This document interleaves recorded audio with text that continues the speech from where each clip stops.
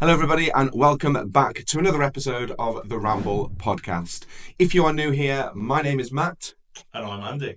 And we are your expert hosts discussing all things tech. So before we get going, if you missed last episode, which was all about Black Friday, you can download or stream it on Spotify, Amazon Music, and of course, Apple Podcasts. And you can watch it right here on the PL Tech Talk YouTube channel. So this episode is all about cybersecurity, a really, really important topic. We should be keeping ourselves and our businesses extremely safe online. But before we dive into that, please make sure you are subscribed to the channel and you tap that bell icon so you can be notified of all of our latest episodes. And of course, give this video a massive thumbs up as it really helps us get found on YouTube. So, Mr. Newbrook, cybersecurity. Big topic. Massive topic. Big topic. Today I've put together some top tips to keep our listeners safe.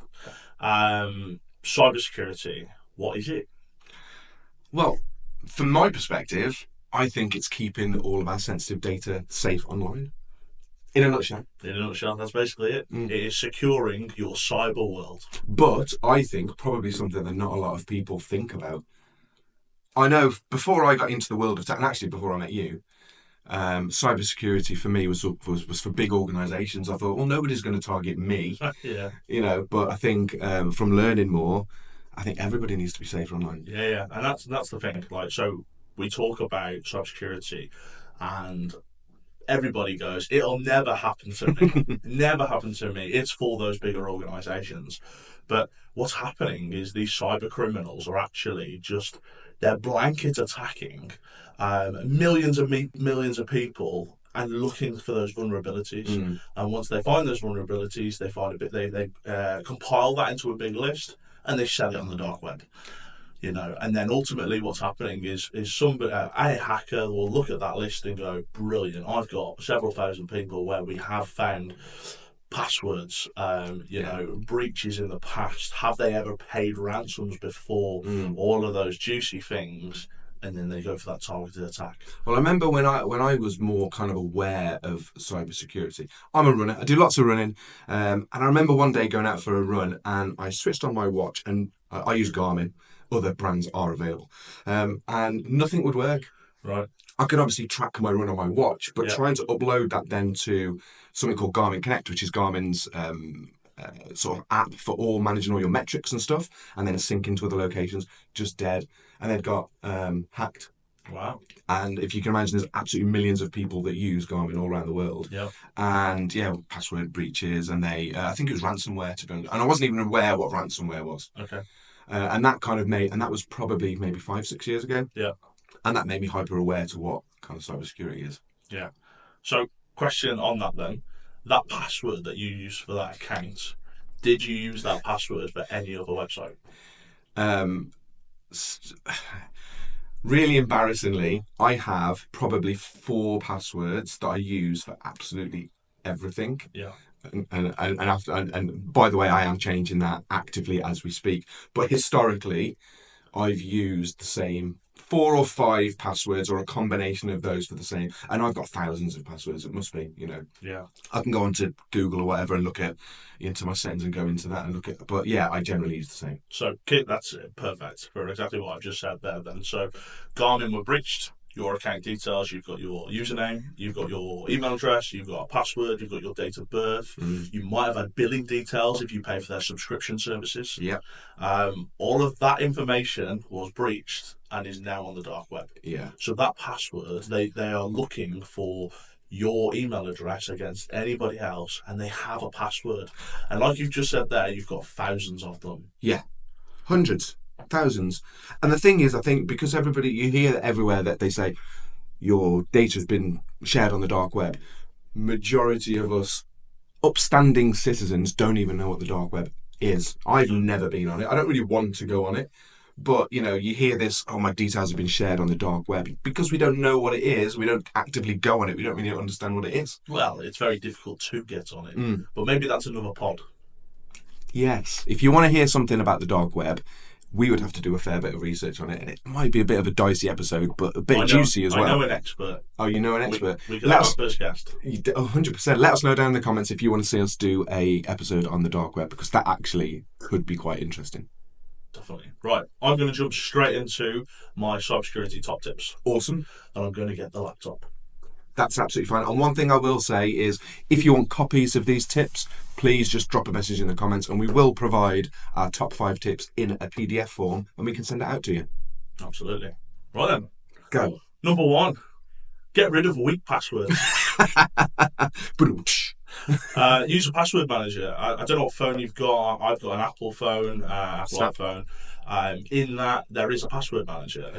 You no longer. Oh, go on. I was gonna. No, can you carry on? I'm going to add something to that in a minute. Okay. You no longer need to remember passwords, because in Apple there is a password manager. It'll generate a 32-character password for you. You can decide the complexity of that, and it stores it for you. So every time you sign up to a new website, your little Apple icon, I say it does happen on Android as well. It can happen you can do it on your workstations.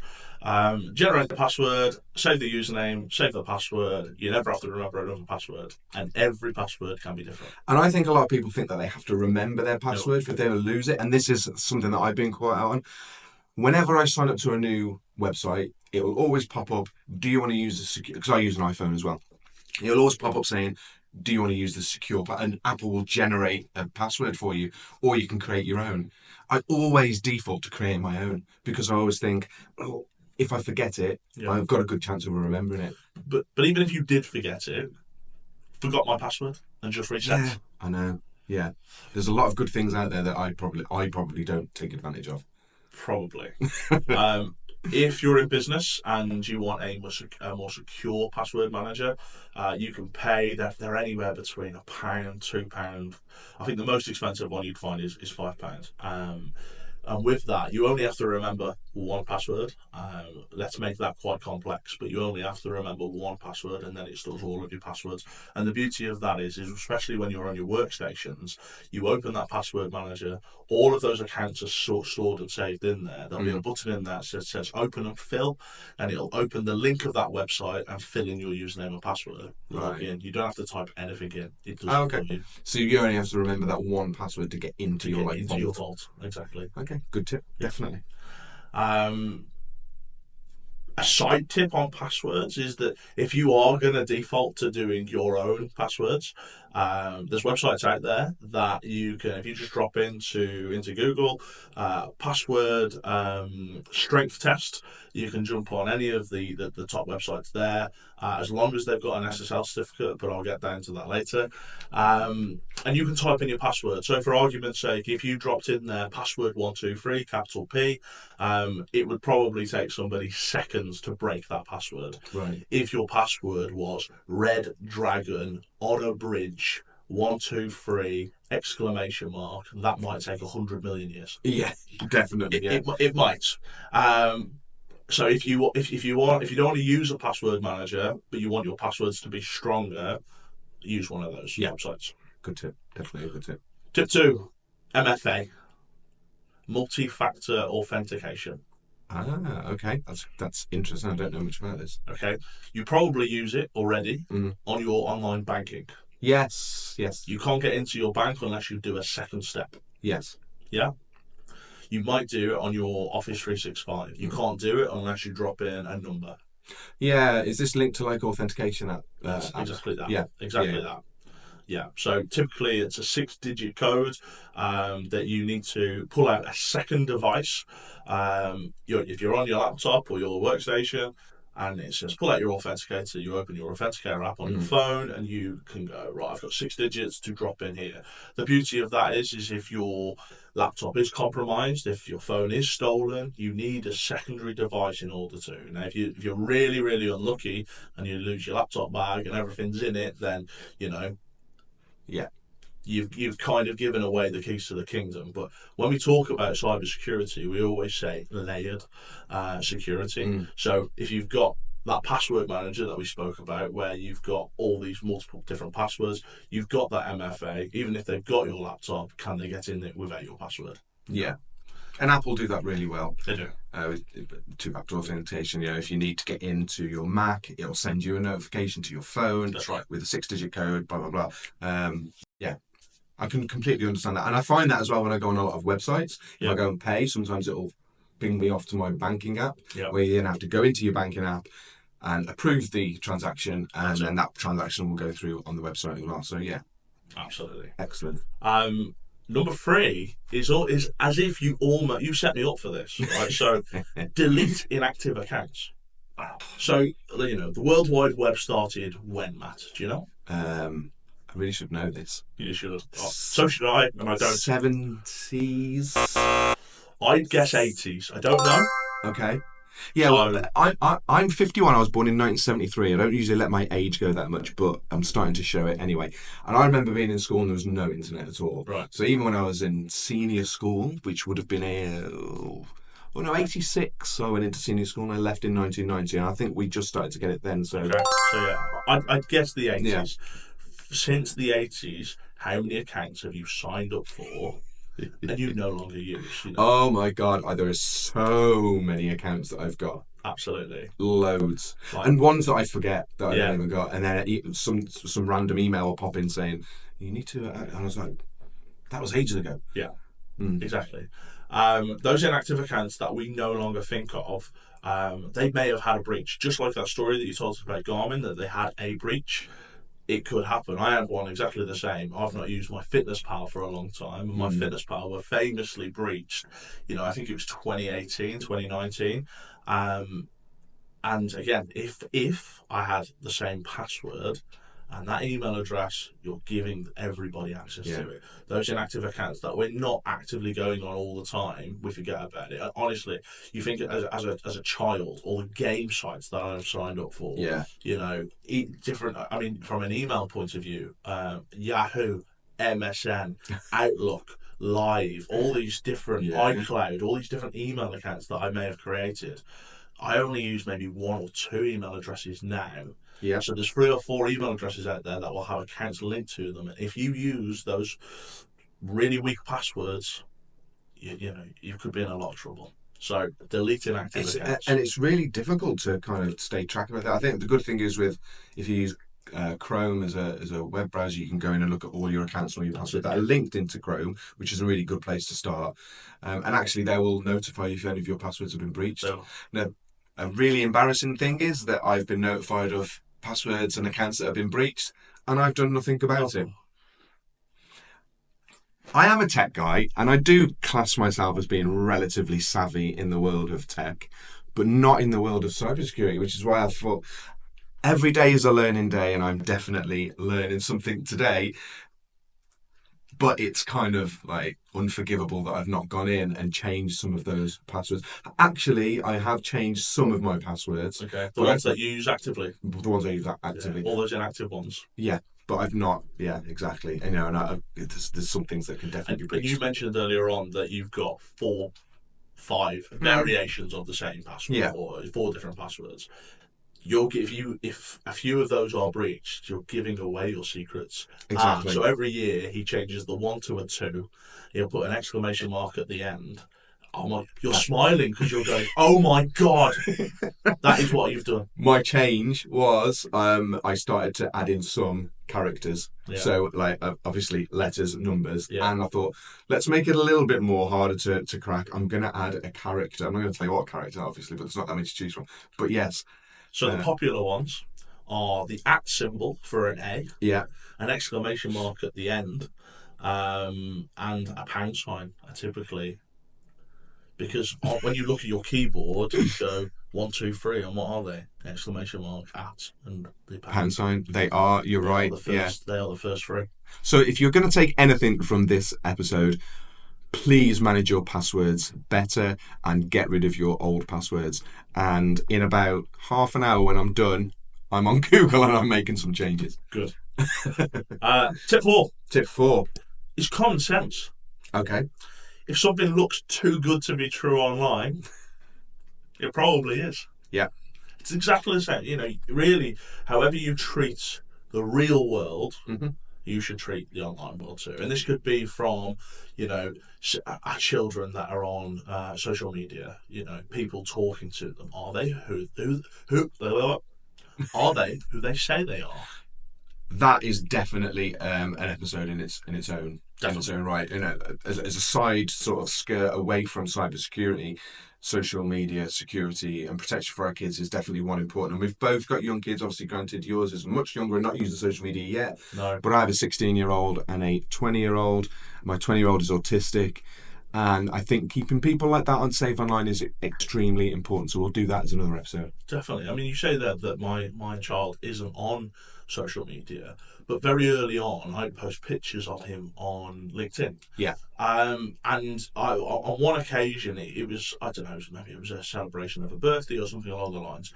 And I posted this picture of him online, and the post was shared. And I looked at it, and it was shared by somebody abroad. No idea who they were. I wasn't connected. They obviously liked what I wrote, the content, but they shared it, and it made me feel really uncomfortable. Yeah, because that's his face. How LinkedIn works is you have first connections, second connections, third connections. Is that this guy was a third connection? We've got no mutual connections. He's just come across it probably from a hashtag, and he shared it to more third connections, and if anybody likes and comments, it's their third connections, and all of a sudden my son's face is, well, who knows where he is? Yeah. So I went on and I deleted it. I was, it was irrelevant of what the post was about. It was just, I've got to keep him safe. Yeah.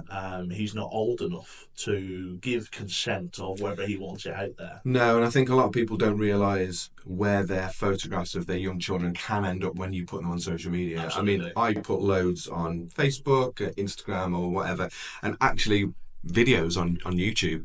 And you kind of don't have that thought about who is going to get them. And actually you think probably just a picture, it's a harmless thing. Yeah. And you do think, when you post it, you think, well, that's just a picture of me and my son or me and my daughter smiling. But actually then when you think it could get into the hands of the wrong people who, it does make you feel a bit uncomfortable. So I think having security layers on the sites that you use on a regular basis is really important as well. Yeah. So that's definitely an episode that we can come back to. But Yeah. back to common sense, especially this time of year. So last episode we did Black Friday. We're going to Black Friday. We're going to Cyber Monday. Then we've got Christmas. You're going to do a lot of online shopping. Yes. And with online shopping, there's going to be scams. There's going to be websites out there that appear real, and they're going to be fake. I know you've got a story on that, haven't you, from the Black Friday episode? Yeah. So if you haven't watched that video, again, I'll link it down below. But I run a business and we are an IT recycling company. So we sent one of our vehicles down to London, did a collection. Obviously, driving through London, you kind of hit it's kind of, what is it called? It's the green air or it's the fuel tax, whatever they charge you so much money for anyway. So we had to pay that bill. We got back to the office and Nikki went on what she thought was the website to pay the congestion charge, the green air tax. Paid it.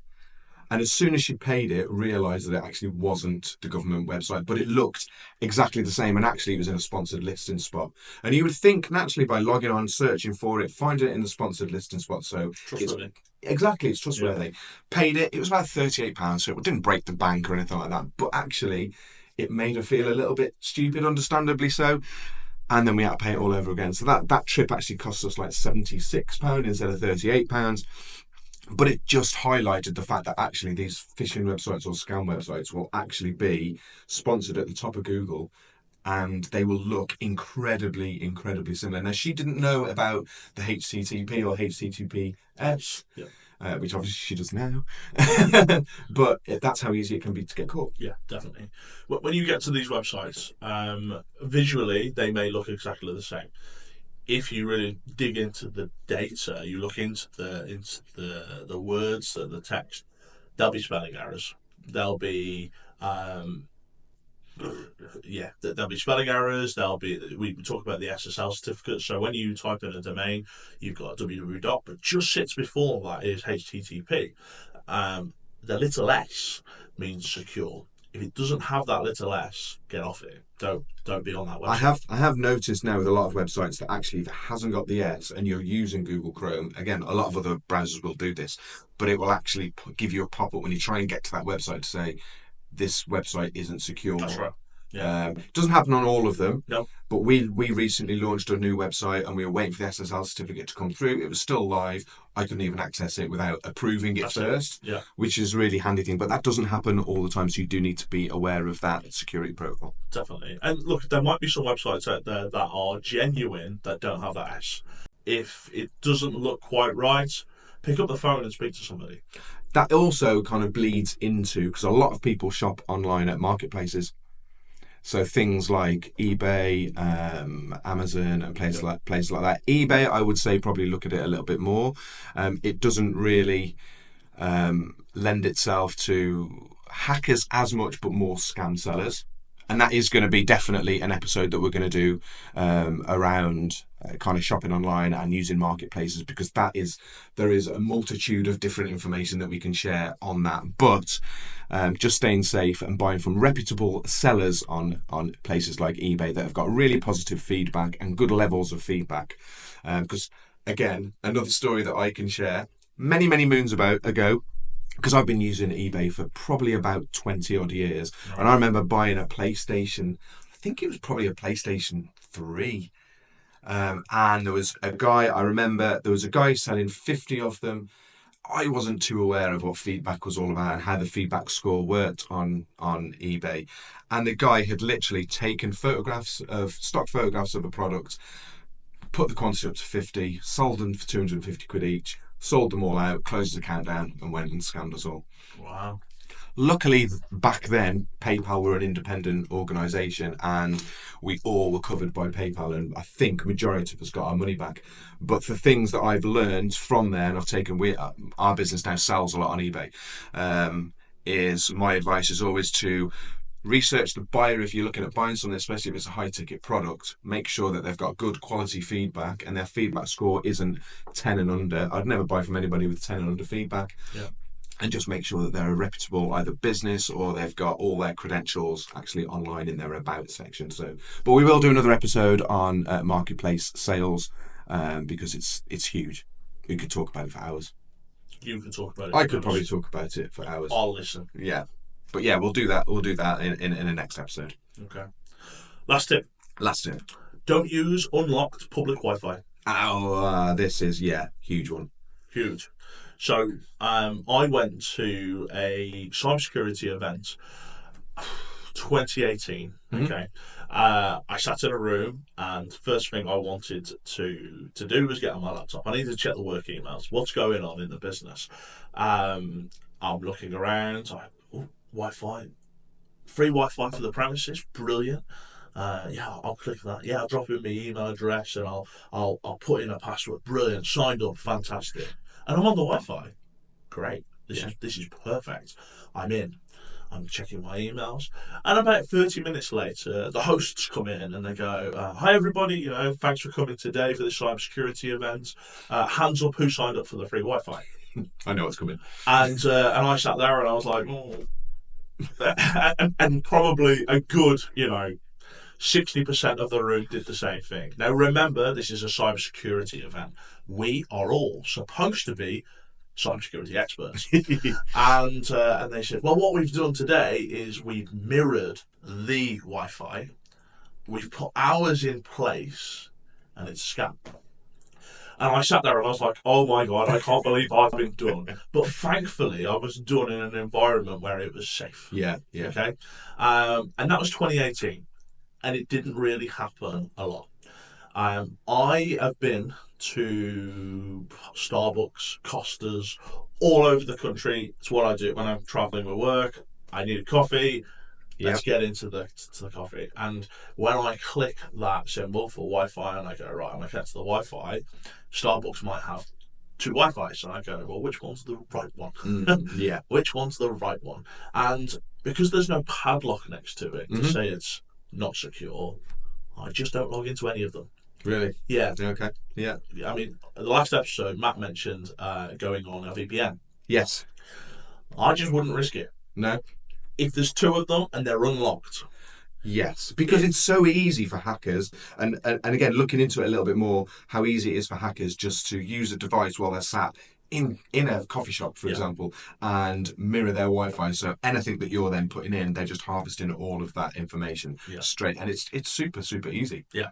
I mean, you can actually, well, I shouldn't really say this, but you can buy the products to do that from a very big, well-known online e-commerce website, and anybody could do it. Yeah. I do, me personally, not being a cybersecurity expert, probably don't see it as in-depth as Andy does. I do hook onto Wi-Fi, but yeah, I use a VPN to try and make myself as secure as possible. So what, if you don't hook on, what do? Hotspot. You hotspot to your phone. Hotspot from my phone. What would you do in a scenario where you haven't got any phone signal? Don't go on. I'm not going on. And this is based on if there are two of the same.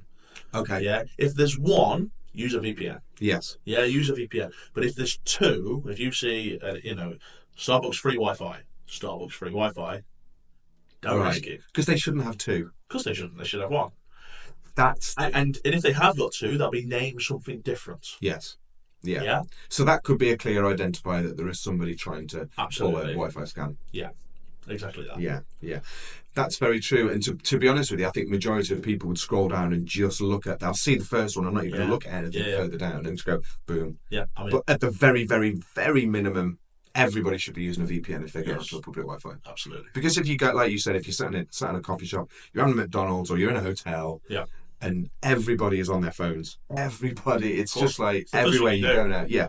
Which is kind of sad, really. It is sad. You want that human interaction instead of talking to them. So maybe the advice should be put the technology away. But let's have a conversation now. Yeah. To that. It's a technology podcast. Forget what we just Yeah, don't buy more technology. From what? From us. But yeah, that's a really, really good tip. And just hacking and information gathering and profile stealing is just so prevalent nowadays. Yeah, it really is, because that's where the value is now. When people think about cybercrime, they think, well, we've got nothing of value that you'd want to steal. You have. If you have names, if you have email addresses, if you have addresses, if you have date of births, if you have banking details. Yes. If you've got anything that's, GDPR was a buzzword a few years ago. Yeah. But that's what it is. If you've got anything that's sensitive data, those criminals want it. Yeah. Because they can sell it on.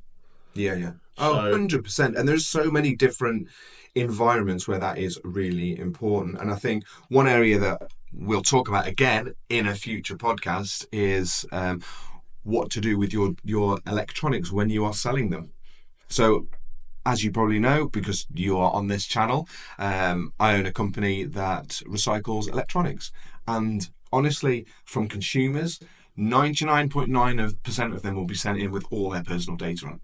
Now, as a reputable company, we do full GDPR compliant data destruction. It's part of our service, so they are entitled to do that. But you've got to kind of think, well, if you're selling it elsewhere, you need to understand how to clear off your personal devices, and just hitting reset or settings isn't enough, because you can retrieve. Reset isn't enough. So if you're selling your laptop, for example, yeah, you can just go into Windows and go reset all settings, and it will factory reset that device. But there is software out there that you can load onto that machine, and you can backtrack everything on your hard drive and pull off a ton of data. Wow. So it is, and there are free software packages out there that will properly wipe your device. A little bit of snippet of information: if you send a laptop or a PC, take your hard drive out. Yeah. Hard drives are so cheap to buy nowadays; it's not going to affect the resale price at all, and do it that way. But we will come on to that, because that is another big topic, and we will do that as a future episode. So that's my top tips. Awesome top tips. I've got a little story to tell. I think that's a really fitting way to end the podcast. Okay. So I work majority with IT support companies, and I've been an account manager for a really long time, and I look after quite big companies. One really big company. No names mentioned. No names mentioned. The director of this company one day was out on the golf course Saturday, playing some golf. Beautiful. Gets a buzz on his phone Pops up, MFA. Would you like to sign into your 365? He pressed yes, and he put his phone in his pocket, and he carried on playing golf. What happened next? Nothing. Right. For 6 weeks. Oh, okay. Nothing. Nothing happened. The cyber criminal was inside his 365 account. He's watching. Every email that comes in, he's watching. Every click of a button, he's watching. Who is he constantly having conversations with? Watching. Who are we getting invoices from? Watching. How much of those amounts for? Watching. When are they paid? Watching. And then 6 weeks later, this criminal had set up a rule that whenever a certain email came in, he would archive that email to a folder instantly. So you wouldn't even know that it hit your inbox. Oh, so the actual owner of the account didn't see that email as well? Never saw it. Could he see the... I guess he couldn't see the archive folder. Nope, hidden. Wow. So email comes in, invoice. It goes into the inbox, but immediately moves into a secret folder that nobody could see. The criminal has edited an invoice to put in. It's exactly the same, but they've changed the bank details. That email appears into the director's inbox, and we'll call her Janet. Janet in accounts, who all the same process. She's done this for years. Invoice lands in his inbox. She takes it, she looks at it, and she pays the invoice. That's the usual process. And she looked at it and she said, "Well, the bank details have changed, but it is the amount, and it always comes in on this day." Yeah. She paid it. It was £24,000. Ooh. And then Janet sat there and went, "Oh, maybe I should have checked." Yeah, 100%. And long story short, they got MFA, but he let them in. How did they get his username and password in the first place? He was part of a breach, and I mentioned it earlier on. MyFitnessPal. Yeah. So MyFitnessPal, this director had used his work email address, his password in that, and as it was the same password for the 365, when they log in, we've got MFA. Well, no problem. Tick that button. Let's see what happens. And on this occasion, he let him in. All of those rule changes, the archiving, all of those things, the criminal watched. They sent the invoice. They had a policy in place that if bank details would change, the policy was go and check. Well, Janet does this every day, and Janet's very busy, and she doesn't want to displease this director. Yeah. She paid the invoice. They got cyber insurance. Right. They received £6 back. Oh. Ooh. Wow. They got layered security. All of these things all these tips that I've given, and there are way more. There's so many softwares out there. There's hardware out there that can protect your business. If you, the individual, have 4 passwords and the same email address, and you use them on multiple websites, and you don't pause and you don't think, it doesn't matter how much security we've got in place. Yes. You're the weakness. The person is the weakness. And that just kind of highlights, from my perspective, is that even if you've got the right levels of security or good levels of security, you've got to use your common sense, which is one of the tips to make sure that you don't get breached. I mean, the first massive mistake was MFA agreeing. Well, you're at the golf course. Somebody obviously requested that. That's right. And he's got to be sitting there. Probably thinks, one of my staff has requested it. Yeah. On a Saturday. On a Saturday, exactly. But yes. Check. Yeah. Put that away and just double check first. Decline. And decline. And then the second one is the person in accounts should have checked. Normally, you would get a message from whoever the invoice issuer is to say our bank details have changed. Yeah. We've had that before. Sometimes that doesn't come across if they're a small organisation. They'll just change them and just send it on. Yeah. But there's 2 clear kind of mistakes there. Absolutely. Because they've probably sat there and thought, well, we've got really good security and we've got cybersecurity insurance. Yeah. Yeah. So I guess they didn't get... From their point of view, they thought they'd done everything correctly. Yeah. They had to report it to the ICO, which is the governing body for breaches. Yes. And And when they did their audit, it turned out that they actually weren't doing things as well. You may have that security in place, you may have the policies, but if you're not following them, Yeah. you're not actually doing the best that you possibly can to protect your business. So, common sense. Common sense. And then one final tip, or Bonus tip. a bonus tip. Bonus tip. Bonus tip is, we recently ran an event that you attended. I attended. It was a very good event. Thank you. And at the very end of this event, we played a 90-second video. It came from a YouTube channel called Action Fraud. It's again government funded. It's local police, and they did an experiment, and they went into a coffee shop and they set up some cameras, and I'll let you see the video, but it'll be a real eye-opener of these things that we've mentioned today, the social media presence, the information you're giving to the web, those passwords, those usernames, all of those things. It's all out there, ready for somebody to go and take.